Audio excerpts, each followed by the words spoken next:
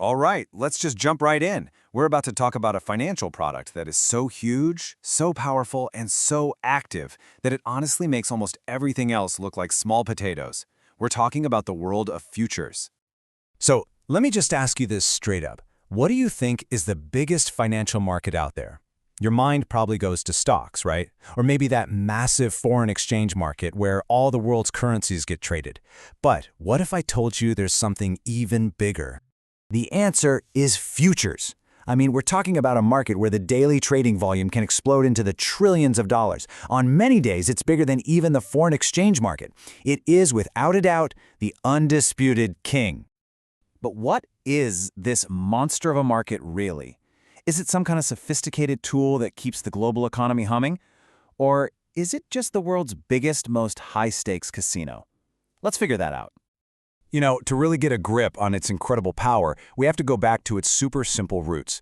And it doesn't start on a crazy Wall Street trading floor, no. It all starts in a field, with a farmer and a simple promise.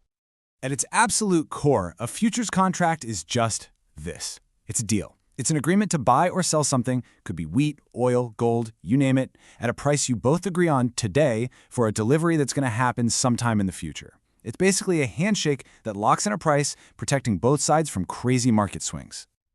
And this simple deal creates two totally different kinds of players. On one side, you've got the hedgers. So think about our wheat farmer. He sells a futures contract to lock in his selling price.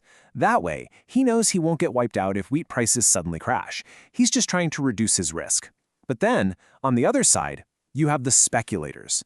This is your hedge fund that hears about a plant disease in West Africa and starts buying up cocoa futures like crazy, betting that the supply is going to drop and the price is going to go through the roof. They aren't trying to reduce risk, they're embracing it, hoping to make an absolute killing. And it's right there, in the hands of the speculators, that this simple farmer's tool gets turned into something else entirely. It becomes the financial market's ultimate weapon. And there are a few key features that make this transformation possible. So this incredible power really comes down to three things. First, you've got insane leverage, which lets you control a huge amount of stuff with just a tiny bit of your own money. Second, it's just as easy to bet on a price going down, that's called shorting, as it is to bet on it going up. And third, the whole market is kind of a black box. You can trade anonymously, which means these massive players can build up gigantic positions without anyone knowing. And when I say the leverage is immense, I mean it. In the stock market, you might get 2-to-1 leverage. With futures, you could use just $5 to control $100 worth of a commodity. That is 20x leverage. And that means even the tiniest price flicker can lead to absolutely astronomical gains. Or, you guessed it, catastrophic losses. Now, when you mix that kind of leverage with the ability to build these giant secret positions, you get the perfect recipe for a kind of financial combat. It's called a squeeze.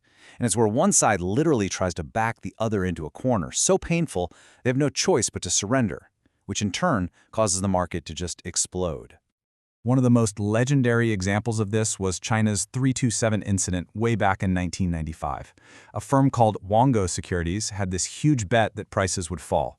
But then, bam, bad news. A government announcement sends the price soaring in the wrong direction. Then, to make things worse, an ally stabs them in the back, flips their position, and drives the price even higher. It all came to a head in what's known as the crazy 8 minutes, where Wango, in total desperation, illegally dumped millions of contracts to try and crash the price. It was so out of control, the exchange had to just step in and say, nope, the last 8 minutes of trading didn't happen. So what was the result? Well, when the dust settled and the exchange reset the price, Wango's massive supposed profit turned into a soul-crushing 1.4 billion yuan loss. Now that was a staggering amount of money in 1995, and it was enough to completely bankrupt the firm. Okay, so that was a short squeeze, where the people betting on a price drop get totally wiped out. But what happens when the buyers get squeezed? Is it even possible for so many people to be forced to sell that the price doesn't just hit zero but actually goes negative? Well, believe it or not, the answer is yes. It happened. On April 20th, 2020, the price of crude oil did the impossible. Just look at this chart. It started the day at a perfectly normal $18 a barrel, and it closed the day at negative $37.63. That meant sellers were literally paying buyers almost $40 just to take a barrel of oil off their hands. Insane. So how on earth did that happen? Well, it was a total perfect storm. First, the pandemic had crushed oil demand, so the main storage facility in the US was pretty much full. There was nowhere to put the oil. Second, tons of regular investors who'd bought these futures contracts had to sell, no matter what. I mean, they couldn't exactly have thousands of barrels of crude oil delivered to their doorstep.